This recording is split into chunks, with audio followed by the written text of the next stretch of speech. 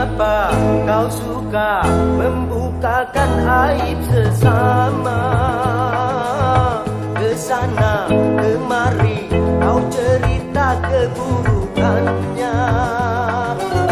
Semut yang di seberang lautan jelas kelihatan, tapi gajah di pelupuk mata tiada kelihatan.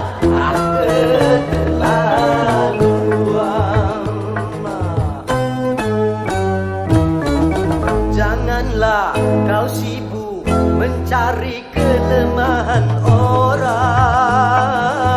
Periksa dirimu, masih adakah kekurangan? Semut yang di seberang lautan jelas kelihatan, tapi